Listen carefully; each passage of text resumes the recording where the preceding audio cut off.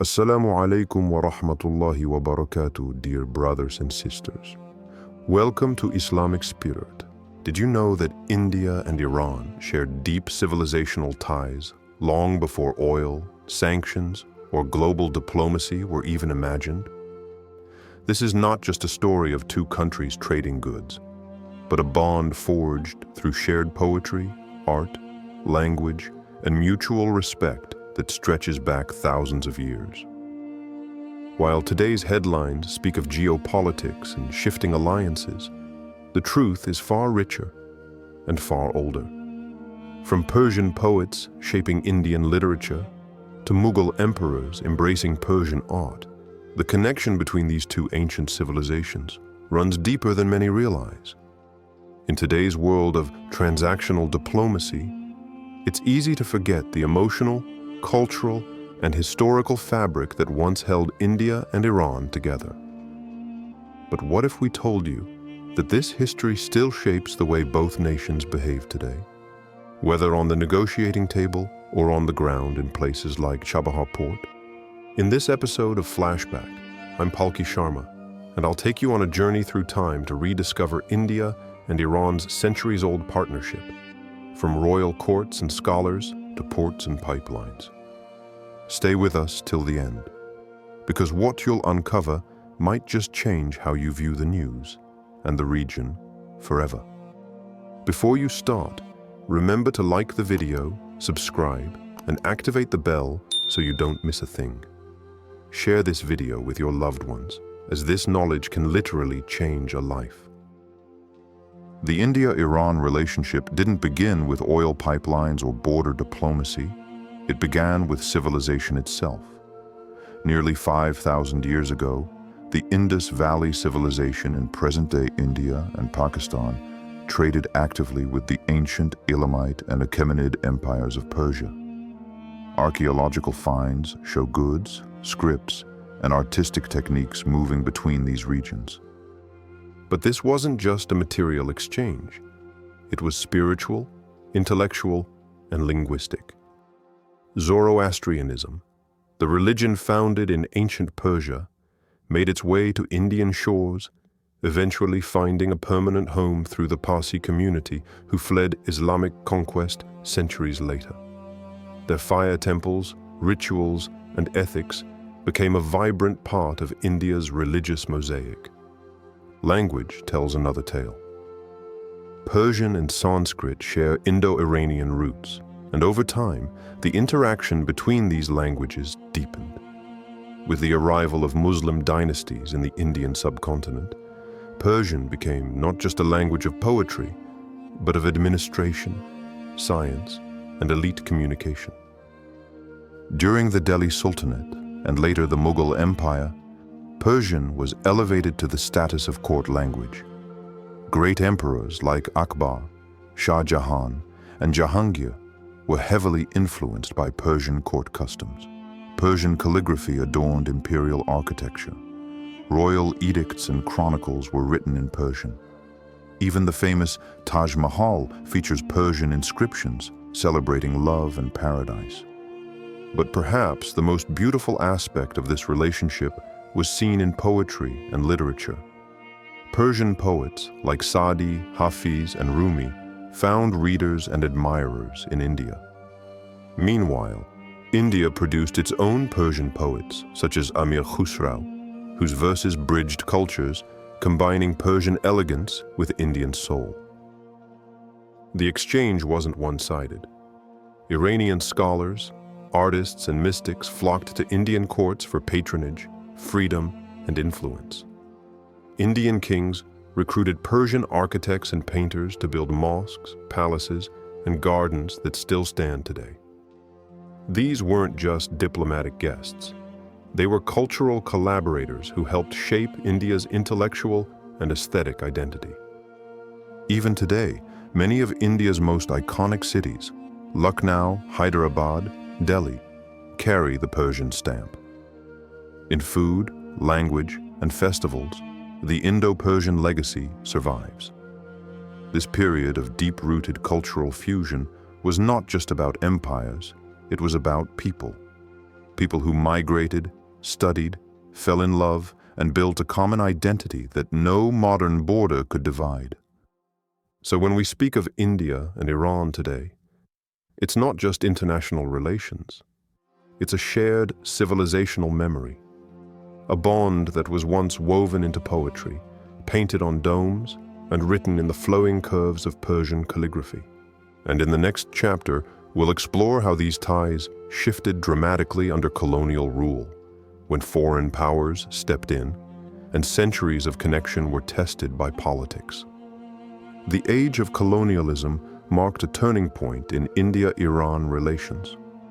While their civilizational bond had remained strong for centuries, the arrival of European imperial powers, particularly the British Empire, redrew not just maps, but connections. India became a colony. Persia, later known as Iran, came under increasing pressure from both British and Russian interests. What had once been a corridor of mutual exchange slowly became a zone of strategic tension and isolation. As Britain tightened its grip on India in the 18th and 19th centuries, it viewed Iran less as a partner of India and more as a buffer, a geopolitical chess piece to counter Russian expansion. British policymakers saw Iran as part of their great game, a region to control, not collaborate with. And India, once a vibrant center of Indo-Persian diplomacy, was now merely a colony feeding the British Empire's ambitions. The Persian Gulf, once dominated by Indian sailors and merchants, was now patrolled by British naval forces. Iran's sovereignty was eroded by unequal treaties, while India's voice in foreign policy was silenced altogether. The colonial administration dictated who India could trade with, ally with, and even culturally engage with. This created a strategic isolation between the two neighbors. Persian was pushed out of Indian courts and replaced by English. Political contact was filtered through London, and cultural exchange, once rich and free-flowing, became stifled by bureaucracy and suspicion. But despite the imperial roadblocks, the people-to-people connection refused to die. Indian traders, especially from Gujarat and the Malabar coast, continued traveling to Iranian ports like Bushehr and Bandar Abbas. Iranian students and intellectuals still found refuge in Indian centers of learning and culture. The Parsi community, whose ancestors had once fled Iran, became a powerful economic and social force in British India, and remained emotionally connected to their Persian roots. Even under colonial rule, Indian revolutionaries and Iranian nationalists sometimes found solidarity in their struggle. Both suffered under foreign dominance. Both yearned for self-rule. Letters, newspapers, and ideas continued to pass between the two peoples, even as their governments were puppeteered from Europe. So while political distance grew under colonialism, the emotional and civilizational link endured. A silent thread connected poets, merchants, religious thinkers, and dreamers across the Arabian Sea. As the colonial curtain began to fall in the 20th century, that thread was ready to become a bridge once again. In the next part, we explore how post-independence diplomacy between India and Iran emerged in a world no longer ruled by empires, but still shaped by their legacy. In 1947, India finally broke free from British colonial rule. 2 years later, in 1949, Iran officially recognized the newly independent nation. This marked a new chapter in their relationship. No longer filtered through London or restricted by empire, India and Iran could now speak directly, nation to nation. But this was also a new world order. The Cold War had begun. The globe was being divided into two camps, the United States and the Soviet Union. India, under the leadership of Jawaharlal Nehru, chose a third path, non-alignment. It refused to be a pawn in a bipolar world and instead focused on building independent ties with as many nations as possible, including Iran. Iran, meanwhile, was under the rule of Mohammad Reza Shah Pahlavi, a monarch with strong Western backing, particularly from the United States and Britain. Though the Shah was firmly in the Western camp, relations between India and Iran remained respectful and cooperative. There was a quiet understanding. While they didn't share ideological camps, they shared strategic and civilizational depth. Throughout the 1950s and 60s, India and Iran maintained friendly diplomatic and economic ties. Neither country entered into a formal military alliance, but both understood each other's regional importance. Iran saw India as a rising Asian power rooted in ancient civilization, and India saw Iran as a vital gateway to the Middle East, rich in oil and strategically located. This is the period when oil diplomacy began to take center stage. Iran, with its vast reserves, became a major supplier of crude oil to India. In return, India exported machinery, pharmaceuticals, and skilled labor. The trade balance deepened, and so did energy interdependence, a theme that would become even more critical in the decades to come. What's often forgotten in this narrative is the vibrant people-to-people exchange that flourished during this time. Iranian students began arriving in India in large numbers, especially in the cities of Hyderabad, Delhi, Pune, and Bangalore. They came to study medicine, engineering, literature, and more. Indian universities offered a more affordable and politically neutral environment compared to the West. These students formed communities, many of which still exist today, and became cultural ambassadors between the two countries. Indian films, music, and books became popular in Iranian households, while Persian poetry and philosophy found renewed appreciation among Indian scholars and artists. This quiet cultural diplomacy, through classrooms, libraries, and living rooms, laid the foundation for a civilizational reawakening after decades of colonial interruption. But by the late 1970s, the world was changing fast. Protests in Iran were intensifying. The Shah's rule was under threat, and the entire balance of power in West Asia was about to shift. In our next segment, we explore how the Islamic Revolution of 1979 transformed Iran's identity, and what that meant for its long-standing friendship with India. In 1979, the world watched as Iran erupted in revolution. The monarchy was overthrown, and Ayatollah Ruhollah Khomeini returned from exile to lead the newly declared Islamic Republic of Iran. The Shah's pro-Western regime collapsed, and Iran's political identity transformed overnight, from a royal ally of the US to a theocratic state opposed to Western interference. The Islamic Revolution sent shockwaves across Asia and the Middle East. For India, it was a moment of geopolitical uncertainty. Iran was a trusted energy partner, a civilizational cousin. But now, it was also the center of a radical new political ideology. How would India respond? Unlike many Western countries that severed ties or took hostile positions, India adopted a cautious yet respectful approach. Guided by its non-aligned philosophy and diplomatic realism, India recognized the new Islamic government without delay. There were no fiery condemnations, no sanctions, and no attempts to meddle.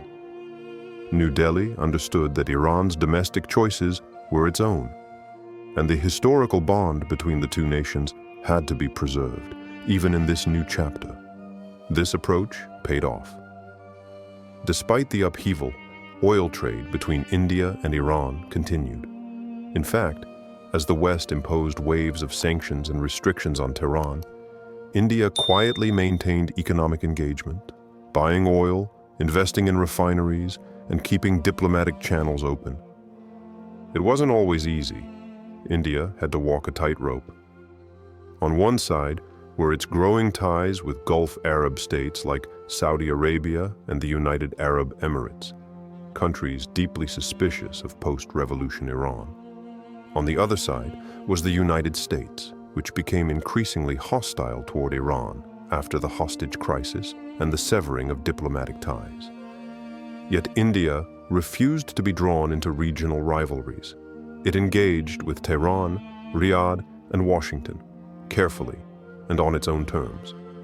This balancing act became a hallmark of India's West Asia policy. Iran, for its part, viewed India as a trusted partner in a world full of adversaries. It respected India's refusal to bow to pressure and valued New Delhi's pragmatic neutrality. Even during the Iran-Iraq War, 1980 to 1988, India didn't pick sides. It called for peace and focused on keeping humanitarian and economic channels alive with both countries. During this period, Indian businesses continued to operate in Iran, and cultural links, though more subdued, remained intact.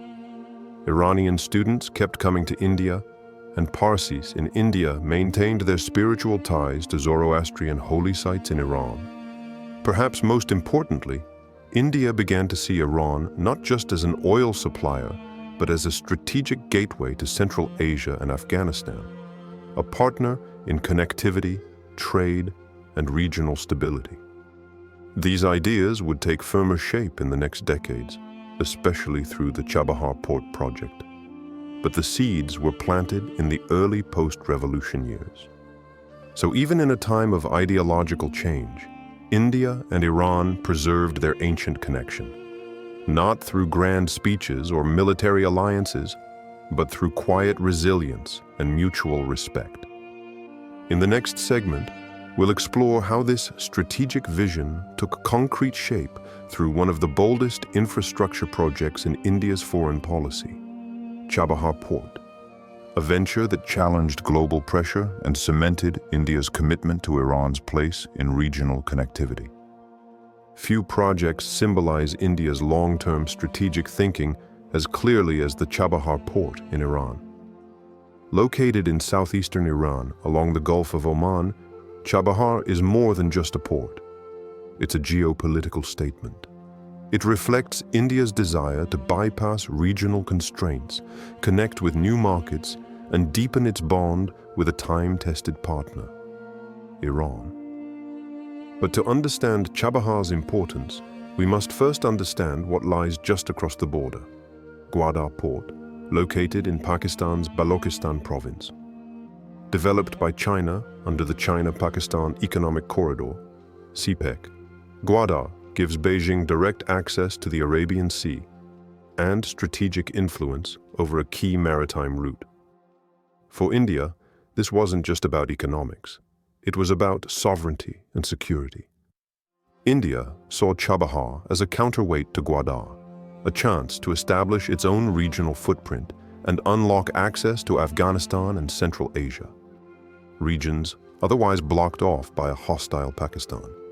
The message was clear: if geography closes one door, diplomacy can open another.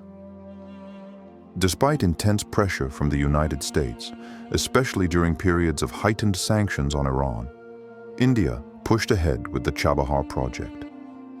In 2003, India, Iran, and Afghanistan signed the first agreements.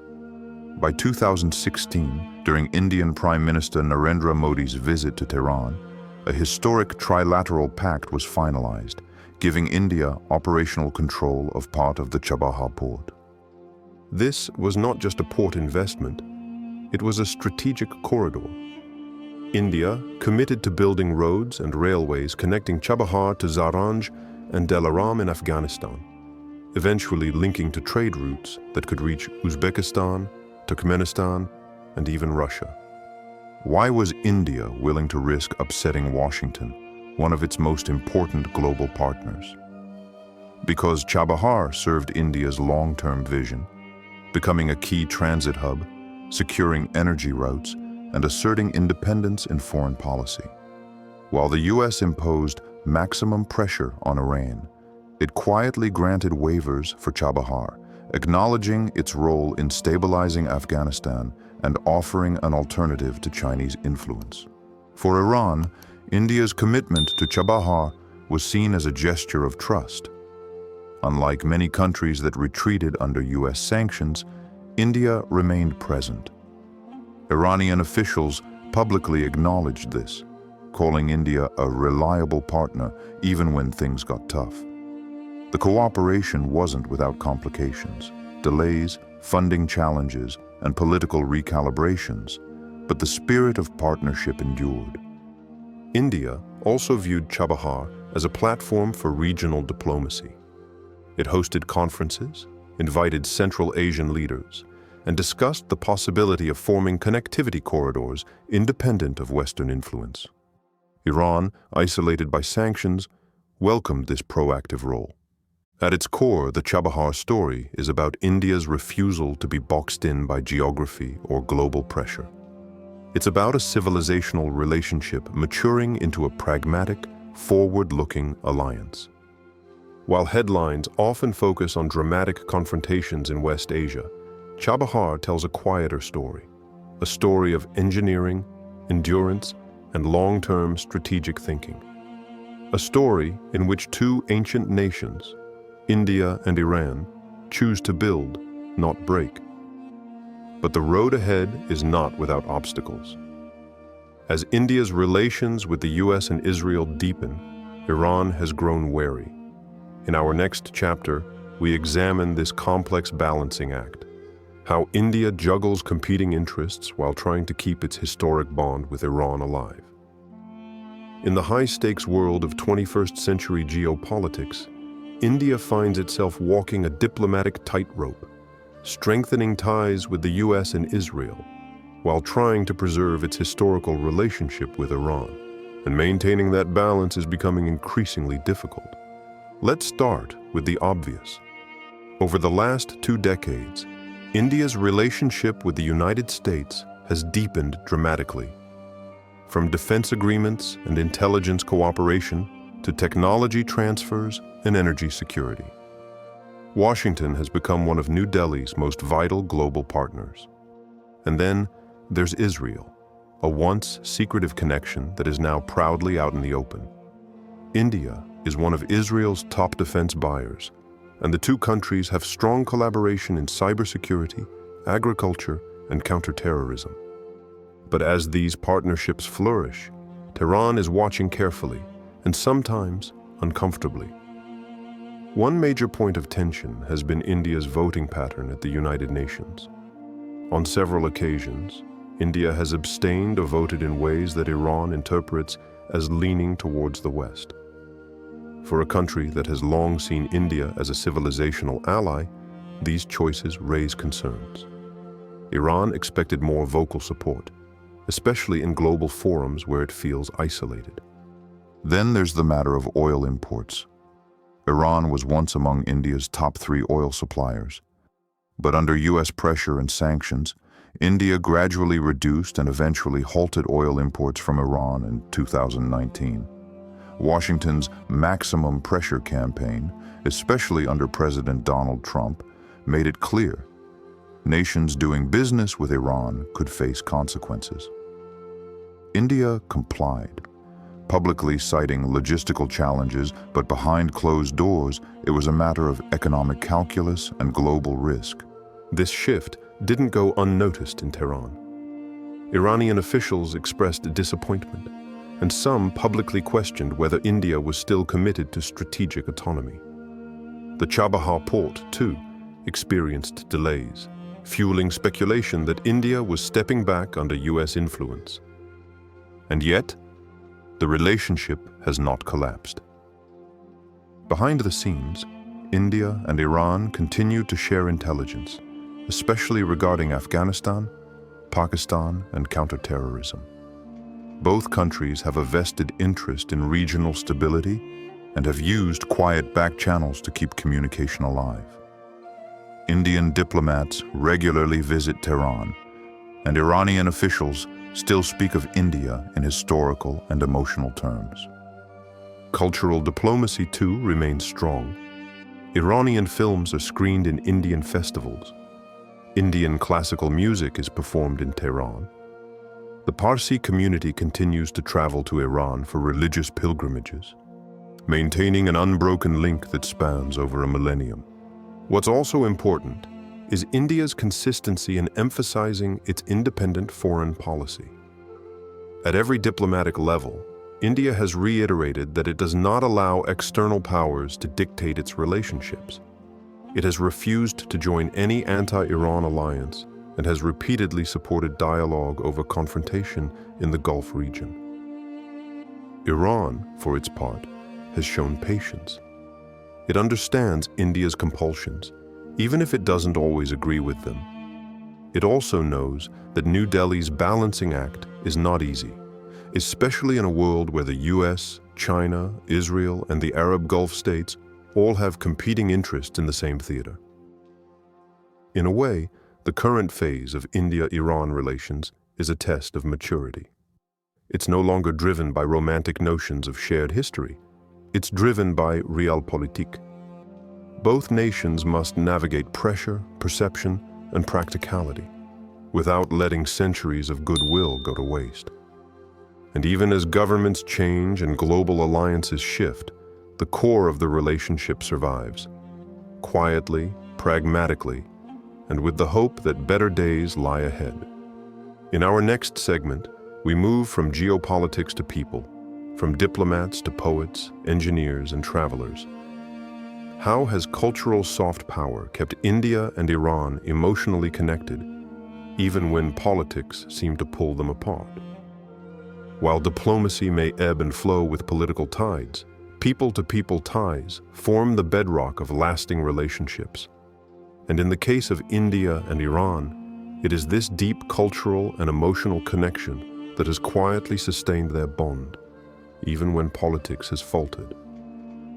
Start with something as universal as cinema. Despite Iran's strict cultural codes, Bollywood has long been a beloved fixture in Iranian homes. From Amitabh Bachchan in the 1970s to Shah Rukh Khan in the 2000s, Indian films have captured the imagination of generations of Iranians. Songs are hummed, dialogues are memorized, and stars are adored. For many Iranians, Bollywood represents not just entertainment, but a cultural mirror, vibrant, emotional, and deeply expressive. The exchange is mutual. In India, Persian literature has left an indelible mark on intellectual life. Poets like Rumi, Hafiz, and Omar Khayyam are not confined to Persian departments. They are quoted in music, studied in philosophy, and celebrated in Sufi circles. Their verses resonate across linguistic and religious boundaries, touching the heart of Indian mysticism. And it is here, in mysticism, that one finds one of the most profound connections: Sufism.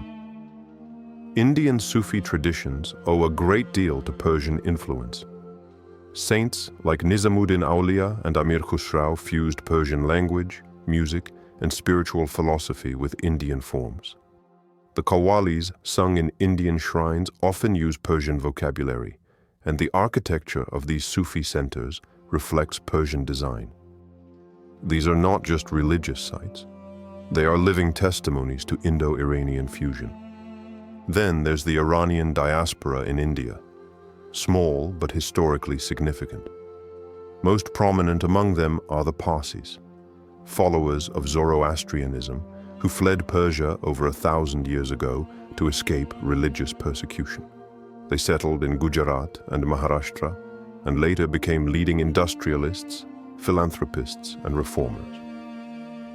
The Tata family, India's most iconic business dynasty, traces its roots to Persian soil. Beyond the Parsis, India also became a home for Iranian Shia Muslims, especially in cities like Lucknow and Hyderabad. These centers evolved into hubs of Persian-style architecture, Shia theology, and cultural festivals like Muharram. Today, one can walk into the Bara Imambara in Lucknow or the Badshahi Ashokhana in Hyderabad and witness Iran's architectural spirit on Indian soil. And then comes food, perhaps the most delicious of all cultural connections. From biryani to faluda, many dishes that Indians consider local have Persian origins or influence. Words like naan, kebab, and pulao entered Indian kitchens centuries ago. In return, Indian spices and sweets have made their way into Iranian palates. Even languages reflect this exchange. Urdu, widely spoken in India and Pakistan, is a linguistic child of Persian and local dialects, rich in Persian vocabulary and grammar. This soft power ecosystem, films, faith, food, and philosophy, forms a web of emotional familiarity that even the strongest geopolitical rift cannot erase. It reminds us that beneath government statements and trade deals lie millions of human stories, stories of shared art, language, longing, and love. And as we approach the final chapter of our journey, we turn to reflection. What does all of this history teach us? What lessons does it hold for India's future with Iran? And for the kind of diplomacy the world desperately needs? So what does this centuries-old story of India and Iran tell us in today's turbulent world? It reminds us that diplomacy is never quick or easy. As I always say, history teaches us diplomacy is not built in a day. It takes patience, understanding, and a willingness to look beyond immediate interests. The ties between these two ancient civilizations show us that relationships rooted in culture and history can survive the fiercest political storms. Looking ahead, the future of Indo-Iranian relations is a delicate dance. While global powers exert pressure, India's historic connection with Iran provides a foundation to maintain dialogue, cooperation, and mutual respect. India's role is more than that of a country. It is a civilizational bridge linking East and West, a place where ancient wisdom and modern strategy converge. If India can continue balancing its global partnerships without abandoning its historic friendships, it may well serve as a model for diplomacy in an increasingly polarized world. In the end, the story of India and Iran is a powerful lesson. Lasting ties are built not just on politics, but on shared humanity and a common past. What do you think? Can India maintain its long-standing, deep ties with Iran while simultaneously growing closer to the US and Israel? Is it possible to balance ancient friendships with today's complex global realities? We want to hear your thoughts. Drop your opinions and reflections in the comments below. How do you see this delicate dance playing out in the years ahead? If you liked this video and want to learn more about good ways to communicate with respect and kindness, then like this video to support the message. Subscribe so you don't miss any future videos. Share this video with your loved ones so that together we can spread more kindness. Thanks for watching all the way to the end. Tell me in comments what question has ever made you uncomfortable and how you'd like people to communicate with you. See you soon for a new video.